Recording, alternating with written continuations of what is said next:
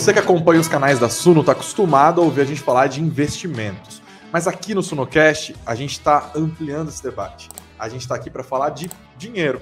Afinal, para falar de dinheiro, não precisa ser especialista, não precisa ser analista CNPI, não precisa ser nada. Todo mundo tem uma relação com o dinheiro, ele faz parte da minha e da sua vida. E hoje a gente vai falar com um rosto bem conhecido aqui da Suno, nosso professor Baroni, nosso especialista de fundos imobiliários.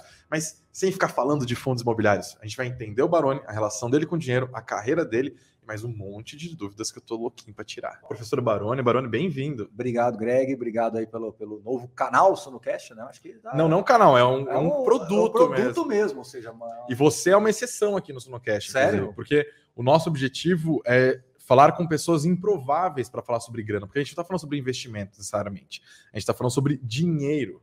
E todo mundo tem uma relação pessoal com o dinheiro, mas poucas pessoas produzem conteúdo sobre dinheiro. Então a gente quer abrir um pouco fazer uma ágora aqui. E confesso, olhando para a minha câmera, que eu confesso que eu fui pego de surpresa. Achei que fosse falar só de fundo imobiliário, então o negócio vai... Nada, a gente vai... Como diz lá na minha terra, vai descambar. Você está no arquivo confidencial. Agora toca a luz. Entra a família dele aqui. Mas não a família original, a família que você esconde. Não, isso a gente deixa para o próximo. Você viaja muito, né? Depois eu tenho famílias, pai de famílias. O Baroni, sim. Você tem nome ou é só Baroni mesmo? Pois é, eu quase acho que eu não tenho nome. Então vou revelar. Meu nome é Marcos, né? E é só Marcos Baroni. Então era super fácil encontrar, tipo assim, lista de vestibular. Porque hoje em dia é tudo internet, mas antigamente era uma lista que eles pregavam. Jus Brasil, acha muita coisa também? Não sei, pode ser, quem sabe. Então eu achava rápido Marcos Baroni, que era um nome menorzinho, né? Uhum. E é isso.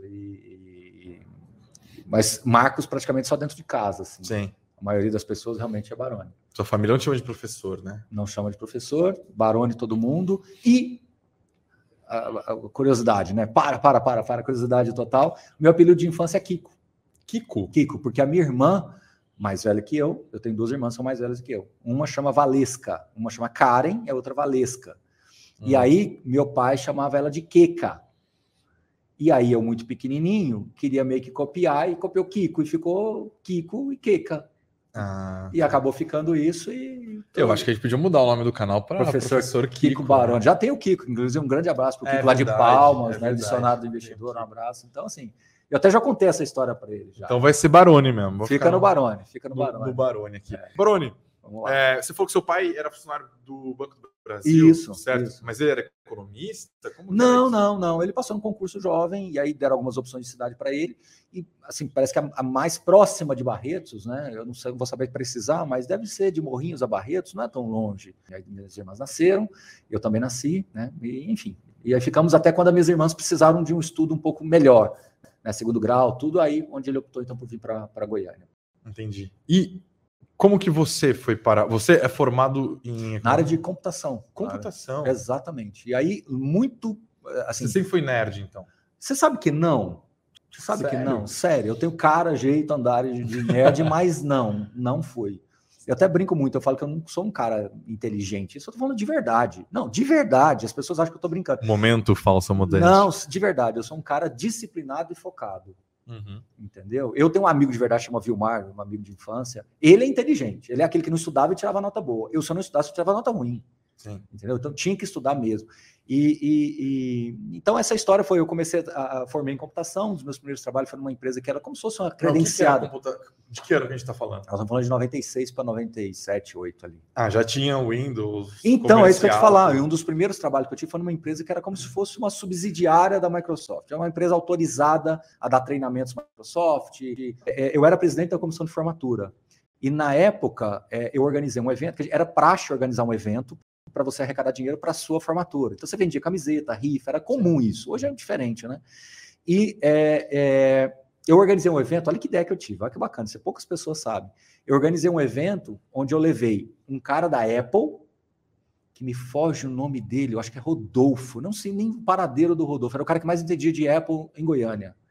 E levei um pessoal da Microsoft dessa empresa. E quem foi lá, salvo engano, o Jorge.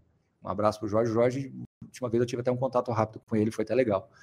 E olha que bacana, eu coloquei o cara da Apple para fazer a primeira parte do evento, o cara da Microsoft para fazer a segunda parte do evento, e fiquei 2 dias, juro que isso é verdade, baixando o trailer do Titanic para passar no intervalo. Por quê? Porque na faculdade os alunos saíam do evento e não voltavam. Trailer, é verdade, o Titanic é de 97, era o ano... Eu peguei e consegui levar o pessoal, consegui manter o pessoal. Porque eu falei assim, olha, não vão embora, pedi para o cerimonial avisar, porque no intervalo nós vamos passar o trailer do Titanic. Porque não tinha YouTube, smartphone, ninguém saiu, o evento bombou, gente no chão, foi super descontraído. E o cara do Windows foi fazer o pré-lançamento do Windows 98. Por isso que me motivou a contar essa história. Sim. Porque você falou, já tinha o Windows. Era o pré-lançamento do Windows 98. Então, Titanic, pré-lançamento do Windows 98, e o cara da Apple dando um show, porque o Apple... Maravilhoso. Maravilhoso. Bom, por que eu estou contando essa história? Porque acabou o evento, semana seguinte, o pessoal dessa empresa da Microsoft me ligou e falou assim, olha, o pessoal gostou demais de você. Um jovem querendo fez um negócio tão grandioso assim. Você não quer vir aqui fazer um teste? E eu fui fazer um teste, passei. E aí lá tinha uma política de quando você tirava a certificação, você ia Mas ganhando. Eles gostaram para você fazer o quê? Um menino de 17 anos de idade desenvolto naquele negócio ali, e eles acharam que eu tinha um potencial. Para fazer o quê? Dar aula lá.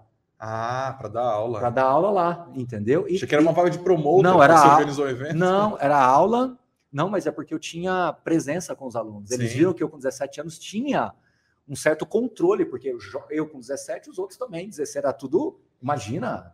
Sim, porque você... No evento eu estudava à noite. Tem cara, jeito, fede a nerd, mas tem comunicação, né? Eu acho que esse é um dos maiores diferenciais do que você faz hoje, né? Exato. Eu consigo prender as pessoas naquilo que eu estou falando. E aí, o que aconteceu? Eu passei nesse teste, e comecei muito cedo, e aí logo depois eu formei, só que eu percebia que a computação clássica, aquela programação, banco de dados, não era muito o que eu queria. E aí teve uma oportunidade de eu dar uma aula de uma ferramenta que era voltada mais para gestão de projetos. E eu comecei a estudar gestão de projetos e eu percebi que eu sou muito melhor lidando com pessoas do que com máquina. Uhum. Pronto, aí a vida foi indo, aí eu dava aula no Sistema S, Senac, aquelas coisas, de aula em faculdade. Mas era aula de computação mesmo. Então, mas com esse perfil também de gestão de projetos, etc. E eu gostava muito dessa parte de comunicação, de marketing, de como é que você leva isso. Mas o seu foco até então não era dinheiro? Não, eu sempre tive uma relação com dinheiro desde os 16 anos, juntando um pouquinho que eu trabalhava ali. Entendeu? Mas era um lance seu ou era algo que a sua família tinha? Não, meu pai era bancário, mas não era uma coisa assim, tão do núcleo familiar, não tinha isso. Era coisa minha mesmo. Eu juntava meu dinheirinho ali, e aí foi indo para a poupança. Você veio de uma família que era uma família de classe média baixa. Classe média baixa. Nessa época, o funcionário do Brasil, o Banco do Brasil, realmente tinha um certo status. Então, meu pai sai de classe média baixa, isso, e entra no média-média, isso. Mas é o média-média. Então, o meu pai nos conseguiu dar a estabilidade que a gente precisava. Então, nunca teve luxo nenhum. Zero. Não vivi zero de luxo. Mas teve viagens para exterior, nada disso. Então a gente conseguia fazer férias que vinha aqui para São Paulo, ficava num apartamentozinho pequeno que meu pai conseguiu comprar lá, e aí aquilo ali ficou sendo para a gente passar as férias sempre ali. Então apartamento pequeno mesmo, praticamente quarto, sala e uma cozinhazinha ali. Você nunca pra praia, né? Você era do interior de Goiás, não tem mar. Aí a gente era o caminho assim, Minas, família da sua mãe, não tem mar. Aí em São Paulo era o interior de São Paulo. Não. As férias eram na capital. Pera lá. Eu te falo certinho, é facinho de fazer essa rota. A gente saía de Morrinhos, passava em Barretos, ficava com meus avós, Natal normalmente era ali, e aí íamos para a direção São Paulo, que aí normalmente meu pai visitava minha tia, a gente visitava minha tia, que mora em São Paulo, capital, e andávamos mais um pouquinho em São José dos Campos, que era um irmão da minha mãe, que é outro tio meu. E aí já andava mais 150 quilômetros, chegava em Ubatuba, que era onde a gente passou a vida toda. Então essa foi a minha rota durante toda a minha infância e adolescência. Eu queria voltar um pouco para a questão do dinheiro, da sua carreira e tal. Primeiro entender o caminho, como que um cara que faz computação, que depois vai trabalhar dando aula, de planejamento, passam-se os anos e você é o cara dos fundos imobiliários. Eu comecei a ganhar dinheiro na praia, que a gente ia passear, ficava um mês, a gente fez amizade com Ubatuba, com um rapaz que vendia picolé, aquela coisa toda, e eu ficava ali, ficava sapiando e ajudando ele, o filho dele também trabalhava, e aí a gente ganhava um troquinho ali que o pai ajudava. Era um cara que tinha os carrinhos de picolé lá, aquela coisa toda, e eu fiz amizade com o filho dele, que era um molequinho, novinho, e eu ficava sapiando ali, ajudando o filho dele a vender. O quê? Coisa de... 12, 13? Isso, entendeu? Você revolucionou hoje essa marca, conhecida como Que Bom. Então, assim, eu sempre gostei... Foi comprada pela Unilever e aí é o começo da fortuna. Tá vendo? Então, assim, só para mostrar que eu sempre gostei de estar ali próximo do dinheiro. Tinha uma então, satisfação eu sempre tive uma relação girar. com o dinheiro nessa ideia de suor, de transpiração e ser remunerado por isso. E aí eu comecei a dar aula muito cedo. Uma lógica de trabalho, né? Aí vamos lá, olha só que curioso o que você está me dizendo. Aí a minha irmã, que é mais velha do que eu, que é essa Valesca que eu falei, fez computação também. Aí os amigos dela estudavam, porque eu morava pertinho da faculdade, os amigos dela estudavam muito lá em casa, tudo. E aí um deles virou e falou assim, puxa, e eu comecei a aprender computação também, jovem, 14, 15 anos. E aí ele precisava dar umas aulinhas. Antigamente era muito comum, Greg, as aulinhas de computação, assim, cursinho de informática. Sim, eu lembro. Muito comum isso. Eu vivia ganhando bolsa na Poli Brasil.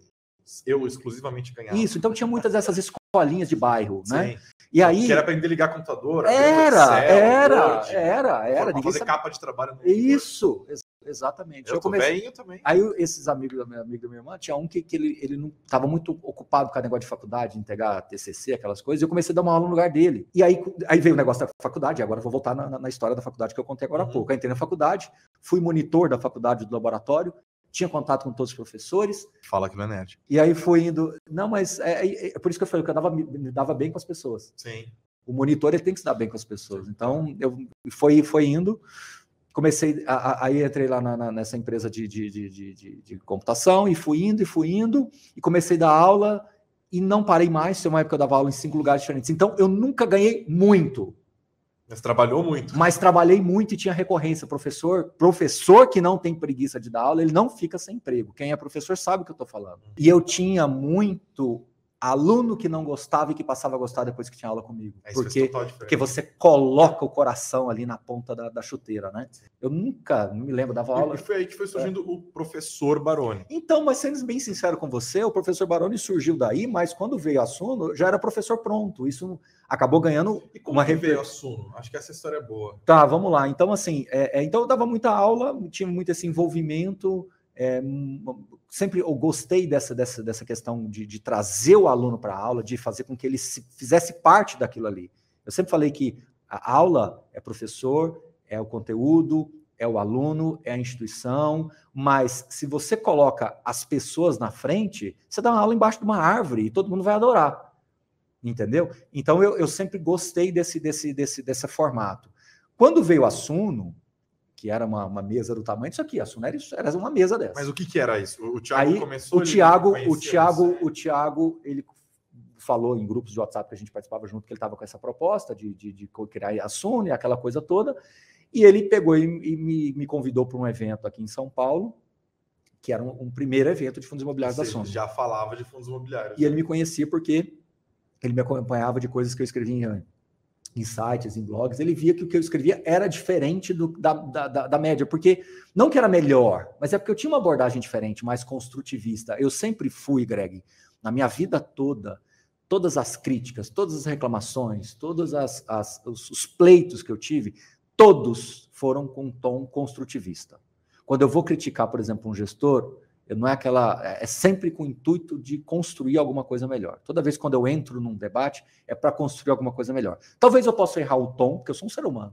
Posso errar o tom, errar um pouquinho o foco, errar um pouquinho a direção, pesar demais ou deixar leve demais, mas sempre, se você olhar a essência, ela é construtivista. Sempre, sempre. E aí o Thiago enxergou valor nisso, viu que tinha algum fundamento, e aí ele me chamou para um evento aqui. Quando ele me chamou para um evento aqui, eu cheguei como convidado e saí quase que como um contratado ali do processo todo. Ele contratado ou sócio? Não, longe disso ainda. Então ele saiu com uma coisa do tipo, Baroni, escreve um artigo por semana, tal, porque eu estava trabalhando, estava correndo aqui com as coisas em Goiânia, né? E aí ele veio então com essa proposta de escrever um artigo. Quando as pessoas viram ali que eu estava envolvido com o projeto da Suno, o pessoal gostava do meu trabalho. Mas ele já falou, ele fez uma proposta, assim, eu quero que você seja o cara dos FIIs aqui da Suno. No comecinho não, era escreve um artigo. Tá. Escreve um artigo e pronto. Aí depois, aí sim, ele começou a me dar mais responsabilidades, aí eu comecei a entrar, aí sim começou a ser o cara da Suno. E o Thiago, ele tem uma grande vantagem, que é realmente confiar no trabalho das pessoas. Eu acho que esse é um ponto importante, né? E aí, quando ele confia realmente no trabalho comigo na Suno de fato, aquilo ali vai ganhando muita tração, aí vai explodindo tudo, aí foi o crescimento da Suno todo, e eu fui me dedicando, e aí eu fui diminuindo sala de aula. Então hoje, por exemplo, hoje, que eu digo hoje mesmo, 2022, eu praticamente fechei um ciclo de sala de aula na pós-graduação, e estou agora só com a disciplina de fato de fundos imobiliários. Até que em 2018 foi onde eu virei para o Thiago e falei, Thiago, ou vai ou racha. Né? Eu fiquei um ano... O que era aí, o que era rachar? Então, eu fiquei um ano batendo escanteio e correndo para cabecear, né? Então, aí um ano depois eu falei, Thiago, eu não dou conta mais de fazer tudo que a gente precisa fazer e dar aula de manhã e à noite na faculdade, por exemplo. E ainda no fim de semana viajando para dar aula de pós-graduação. Como que é? A Silviane Spanucana. Aí, exatamente, a Silviane Spanucana. Aí ele pegou e falou assim, não, você vai ficar mesmo e assim, as condições são essas. A gente resolveu isso muito rápido, porque ele sabia o que ele queria, que ele precisava, e eu também queria. Entendeu? E aí a gente... Como funcionam essas circunstâncias? Você chega e pede um valor, claro que a gente está falando aqui da nossa empresa, mas serve para qualquer outro contexto. Você já tinha um valor em mente? Eu vim para São Paulo, 7 horas da manhã, eu estava na porta da casa dele, nós descemos para tomar um café numa padaria perto da casa dele, eu tomando um café preto e ele comendo um lanche lá, um pão com alguma coisa lá. Eu falei, Thiago, eu sei aonde isso tudo pode chegar. Eu tenho um valor na minha cabeça que é X, que é referente a todas as minhas receitas contra as minhas despesas ali. Eu não estou aqui para tirar sangue de pedra, mas se não for em cima desse ponto de partida, eu não consigo, Thiago, porque eu tenho família, tenho 2 filhos, eu tenho que voltar para casa e falar alguma coisa. Ele falou, não, tá bom. É isso. Que massa. E eu conto isso para ele, eu falo que foi uma decisão muito rápida para os 2 lados, que eu sabia o que ele queria. Se ele falasse assim, não, mas esse valor fica ruim, não dá, tem que ser mais do que... Ele falou, tá bom, e já mudou o assunto. Tanto que eu contei outro dia essa história para ele, ele às vezes nem lembrava dele, nem lembrava. Depois que eu contei, ele passou a lembrar. Mas quando eu contei a primeira vez para ele, ele não lembrava. Porque ele falou, não, tá bom, e já mudou o assunto. Então, ele sabia que ele precisava de mim e eu sabia que eu queria ficar. Então ficou fácil. Entendeu? E aí eu sabia que a Suno poderia crescer e que esse valor era um valor para eu poder tomar uma decisão. E eu larguei uma faculdade, eu dava aula na Unip, em Goiânia, eu larguei a faculdade lá com quase 19 anos de carteira assinada. Caramba! Aconteceu na hora certa, na medida certa, na hora certa, da forma correta. Hoje eu tenho meu espaço aqui, eu lido muito bem com as pessoas aqui, eu lido muito bem com o meu público. Eu acho que a gente conquista um público devagar e sempre. Como eu disse, posso errar um pouquinho a dose aqui, outra ali, mas acho que essencialmente o público gosta da maneira como eu falo, da maneira como eu me expresso. Mas agora fazer um vídeo todo dia, invariavelmente você às vezes vai falar alguma coisa que outra pessoa não ouve, ou não goste. Mas eu proibi todos, estou falando aqui publicamente, não é proibido pagar comentário no meu vídeo, não pode apagar comentário. Claro, se for xingamento, a própria política do YouTube vai tirar, mas porque aquela crítica é onde eu falo que é o ajuste fino na minha carreira. Então, às vezes as pessoas fazem uma pontuação e eu vou fazendo um ajuste fino. Então, por exemplo, aberto, o Baroni fala demais na hora de entrevistar o gestor, tudo, então eu vou calibrando aquilo ali. Porque professor, realmente, você deu um microfone e ele vai, entendeu? Então, você vai calibrando. Então, são críticas assim que eu gosto. O Baroni não fala desse fundo, parece que ele não gosta. Às vezes não é, às vezes é porque não tem tanta liquidez assim, às vezes a gente não fala, aí você vai lá e calibra, opa, peraí, deixa eu falar para não parecer que o Baroni nunca traz esse gestor, aí eu vou lá e tá... Mas assim, você é um cara que, a Suno tá completando 5 anos, né? A gente tá gastando, a gente tá gravando isso aqui no comecinho de fevereiro, no meu comecinho aqui na Suno, eu fui tentando identificar, né, as key faces, assim, né, e você claramente é uma delas, você é o cara do fundo imobiliário, mas logo percebi que você é o cara do fundo imobiliário, não só da Suno, mas você é uma referência dos fundos imobiliários geral, no YouTube, assim. Não sei se você é o maior que fala sobre isso, mas seguramente é um dos maiores, ou uma das referências. Você faz muito conversa com outros caras que não tem ligação nenhuma com a Suno, inclusive. Exato. Então você acaba exercendo um pouco desse papel de liderança, né? Rolou agora esses dias essa confusão da CVM com o MXRF11 e tal, e você ficou ligando para as pessoas e chamando o pessoal e guiando o debate. Seu canal virou um guia importante para isso. Todo esse preâmbulo para dizer, você é a Suno, mas você também dialoga fora desse universo, né?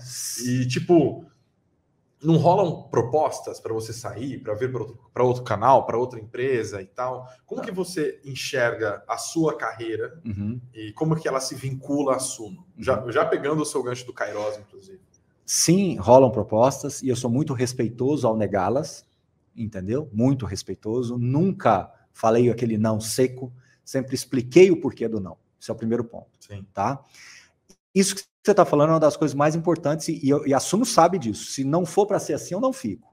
Eu tenho que ter essa liberdade para trazer opiniões diferentes, que sejam de canais concorrentes, porque eu não enxergo como concorrentes. No meu canal eu falo que não tem assunto proibido, pode, quem quiser ir, pode me chamar que vai. Se tiver uma questão completamente divergente, vai falar. E eu desafio quem está ouvindo aqui. Nunca aconteceu de eu falar, não, eu quero falar isso, Baroni, eu posso. Nunca aconteceu. Pode achar aí e revirar, não vai ter. E não vai ter, porque se acontecer isso um dia, eu saio. Porque aí para mim não serve. Então eu posso levar alguém que tem uma visão diferente, que tem até um produto, vamos chamar de concorrente, se é que eu posso dizer assim, porque a Suno me deu essa liberdade desde o começo, ela não tirou e não vai tirar, porque ela sabe que é onde está a minha linha vermelha, não é nem amarela. Porque eu acho que essa é a única coisa que eu posso levar para o meu público.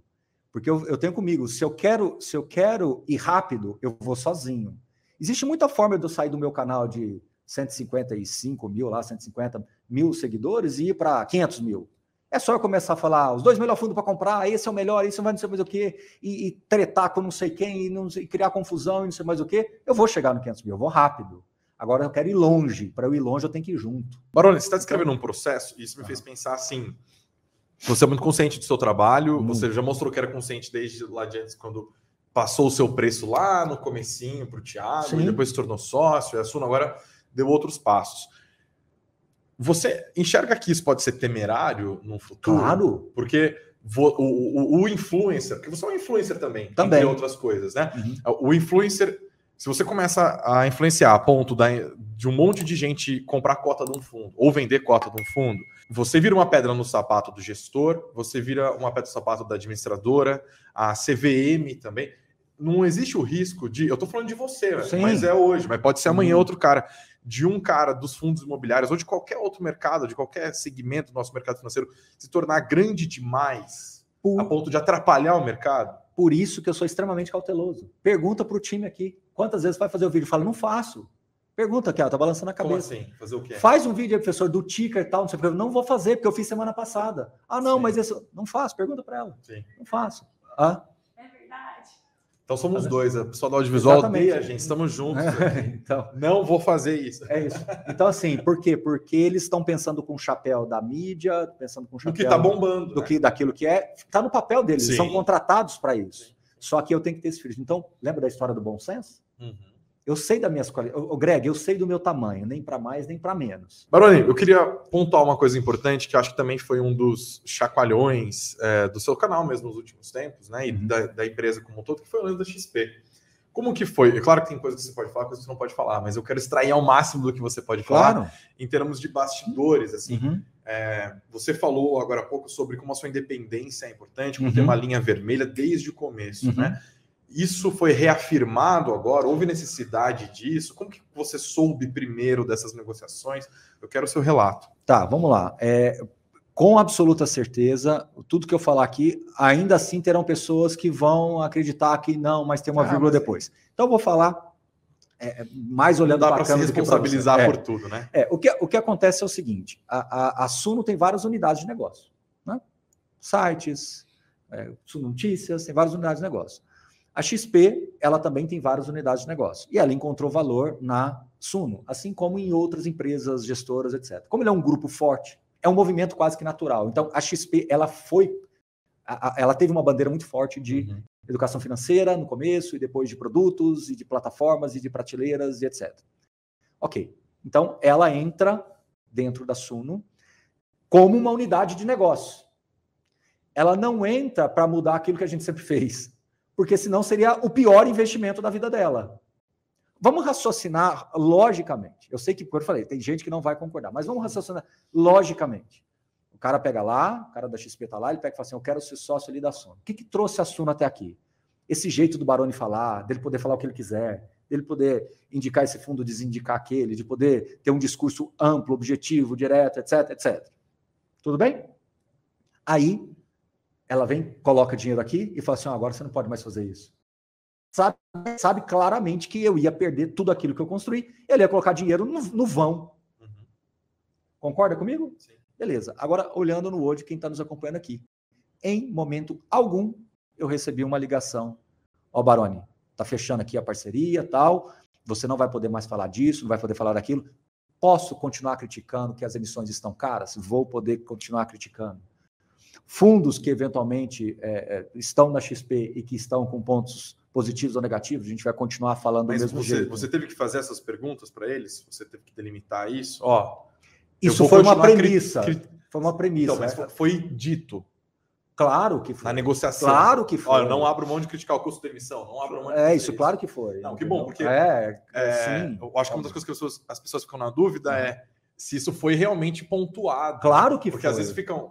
Pô, é uma negociação, Claro que isso foi estabelecido. Foi o ponto de partida. O ponto de partida foi esse.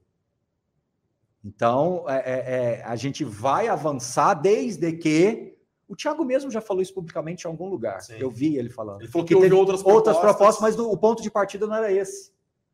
Era, olha, a gente vai ter algumas coisas aqui, vai ter outras ali. Aí não avança. Então esse foi o ponto de partida. Ponto final. Não tem mais nada a colocar. Agora, como é que eu falo isso para vocês? Estou falando. Vocês acreditam? Sim, ótimo. Não acredita? A única forma que eu tenho é mostrando no dia a dia. É só você voltar, quando já deve ter um mês o anúncio da parceria. Foi dia 4 de janeiro, né? Um mês. Vamos falar em grandes números aqui, um mês. Volta nos vídeos e vê se teve alguma mudança. Volta nos relatórios e vê se tem alguma mudança. Né? Existe um pensamento muito simples, e me perdoe, não sabe exatamente quem foi, mas eu falo o seguinte: para quem acredita, nenhuma palavra é necessária. E para quem não acredita, nenhuma palavra é possível. Vou repetir. Para quem acredita, nenhuma palavra é necessária. Então, se você acredita em mim, eu nem precisaria falar que eu vou continuar sendo independente. E para quem não acredita, o que eu te falar não vai mudar. Sim, então assim, é compreensível o temor das pessoas. É claro que é. É claro que é. Foi um movimento muito importante. Mas mesmo no questionamento, mesmo na dúvida, tem má fé e tem boa fé. Né? Não, eu acho que assim, as pessoas alguns tinham que se preocupar mesmo. Sim, faz parte. O cara assinou, aquela preocupação é natural. Mas é só o tempo para dizer se vamos ou não. Então, assim, Baroni, a XP fez uma emissão cara, você vai colocar lá no relatório uma ressalva que a emissão foi cara? Eu já estou falando antemão que eu colocar. Pronto. Quer mais independência do que essa? O que mais você quer que eu fale? Tem problema lá no MXRF, tem alguns problemas que eu acho que tem. O que mais que você quer que eu fale? Agora, você quer que eu xingue? Sabe, só tem um movimento, né, Baroni, que conforme você vai se tornando grande e conforme entra um grande grupo financeiro na história, tem muita gente que vai ganhar também batendo nisso, né? Porque afinal sempre há espaço para alguém se vender como outsider em qualquer mercado. A ideia de eu não estou com os outros e tal. E eu já vi, tem os seus críticos também que adoram falar, não citam nomes, né? Mas fica naquela de analista marqueteiro. O cara tá ligado no vendido, grupo, não sei mais o quê. O cara vendido e tal. Você acha que tem necessidade de responder isso? Responder com o próximo vídeo, com o próximo relatório. O que eu fico chateado às vezes é a pessoa tá falando uma coisa sem ser um assinante, sem ter lido, sem ter visto o vídeo, ou tá ali só para colocar o comentário. Então, assim, o que eu falei para os meninos, não apaguem, deixem, porque se eu apagar, aí que talvez ele vai fortalecer, porque vai achar, mas é só o tempo. E aí é discernimento também. Como eu te falei, para quem acredita, nenhuma palavra é necessária, para quem não acredita, nenhuma palavra é possível. Então, para essa pessoa também vai chegar uma hora que ou ela cansa, ou ela se convence. Entendeu? Eu não posso te dar mais aquilo até onde eu consigo chegar. Então, se eu tiver que falar de um fundo, falar mal de algum fundo da XP, eu vou falar mal de algum fundo da XP, respeitando a XP como parceira, como gestora, etc. Exato. Fez bobagem aqui. Esse caso do MXRF é clássico, né? Clássico. Porque a gestora é a XP e a administradora é o BTG. Isso é para você ver. Isso é para você ver, porque são núcleos de negócio. Sim. A administradora do BTG, a XP Vista, que é... As pessoas às vezes têm uma dificuldade de entender que são unidades de negócio. E por regulamentação, elas têm que ter o seu grau de independência. Sim. O Thiago sabe que, como founder da Suno, ele não vai poder me ligar aqui e falar, olha, é para fazer isso com o fundo da XP, porque eu reuni com os caras aqui. Se ele fizer isso, é o começo do fim da minha relação com ele. Você acha que ele vai ser imaturo de colocar um negócio desse tamanho a perder? Porque ele me conhece. Uhum. Ele sabe até onde ele pode ir. Ele não vai fazer isso. E a XP não vai fazer isso com ele, que ele sabe que vai chegar aqui. Então, percebe que é uma triangulação? Então, você tem que trabalhar em cima disso. Eu esqueci uma pergunta que eu preciso colocar. Vamos Como lá. que é a carteira do Baroni? Você investe tudo em fundo imobiliário? Minha carteira é muito simples. Ela tem 3 linhas. A primeira linha que eu chamo de renda passiva. É aquela que vai para meus filhos e aquela coisa toda, e é aluguel e etc. É só fundo imobiliário, ponto. Então, não tem nenhuma empresa pagadora de dividendos, né? Não. Tá. Isso não é o melhor para todo mundo. Mas Isso no é seu melhor caso, para faz mim. sentido, né? Sim, Não existe carteira certa, carteira errada. Deixa eu dar um exemplo. Imagina que você está num bosque, aí o pessoal ali faz caminhada, não faz? Corre, anda de bicicleta, aquela coisa ali. Então imagina que nesse exato momento, Greg, você está ali, naquele parque, para fazer as suas atividades físicas matinais ali, ou fim de tarde, seja lá o que for. Você talvez vai estar fazendo uma caminhada rápida, às vezes outro vai passar por você num trotezinho, outro vai passar correndo mais rápido, outro vai passar de patins, outro às vezes é um senhorzinho de bastante idade, uma senhorinha de bastante idade, que está ali naquele passinho dela, mas, poxa, para ela aquilo ali é, né, muita coisa, 80, 90 anos de idade e tal, e ali não está em casa, mas está ali arejado fazendo aquilo ali. Ali, às vezes, pode alguém estar treinando para um Ironman que ele vai participar lá em Florianópolis. Sim. Ou, às vezes, é um cara que é um maratonista mesmo ali passando... Não sei. Ali não é você contra alguém, ali é você contra você. É você que está na disciplina de fazer a sua atividade ali, dentro do que você se propôs a fazer, dentro daquilo que o teu corpo suporta. Eu sou uma pessoa alta, tenho quase 1,90 m. Então, corrida, para mim, não é tão bom quanto uma boa caminhada, de repente eu posso ter algumas questões colaterais. Para mim. Então, fundo imobiliário é bom para mim. Eu nunca, os meninos estão aqui, nunca fiz um vídeo que tem que ser fundo imobiliário. Sempre tive esse cuidado de que ser bom para mim, tá bom? Minha carteira tem 80%, 85%. Mas você usa essa renda passiva para reinvestir ou isso, você constrói uma poupança? Não, eu vou é para reinvestir, certo? Poupança, então, sacanagem. Reinvestir, Aí eu tenho uma outra linha na minha planilha que chama-se reserva. Eu nunca tive essa ideia de, isso é reserva de emergência, dando nome para reserva. Eu sei que tem muitas pessoas de educação financeira, né? Mas eu acho que elas estão certas, porque elas estão lidando com um público que realmente precisa. Isso. Claro. Então elas estão no papel tem que ter reserva de investimento, reserva de oportunidade e reserva de emergência. Não sei o que, eles estão do sonho, naquele negócio, esse aqui é a reserva para eu comprar meu carro, sabe aquelas coisas? Sim. Estão certos, no papel deles eles estão corretíssimos. Mas eu chamo de reserva, que é mais ou menos aí 10, 12% do meu patrimônio líquido. Então, tá lá. Essa reserva vai ser útil para quê? Não sei. E tá onde essa reserva? LCI, LCA... Tá. Super... Não está em poupança. Não está em poupança. E eu tenho uma outra que eu chamo de caixa, que flutua aí de 1, 2 até 5% do meu patrimônio, que esse é o CDBzão lá, 100% lá, que eu busco 100% do CDI, né? Que eu busco na hora que eu quiser. Então agora, apareceu uma oportunidade que eu quero comprar, então eu vou comprar aqui agora e daqui 2 dias eu baixo dessa aplicação, que é o dinheiro do caixa, que eu chamo, é um caixa remunerado. É para o tiro curto ali, entendeu? Uhum. Que é para... Então, o dinheiro que vem dos dividendos, dos rendimentos dos fundos imobiliários, às vezes ele sobe para esse caixa. E aí, dali 2, 3 dias, apareceu a oportunidade, eu vou lá e pumba. Baroni, você é um cara que tem dinheiro, você não é multimilionário, mas você é um cara que tem dinheiro. Você não se permite nenhuma extravagância?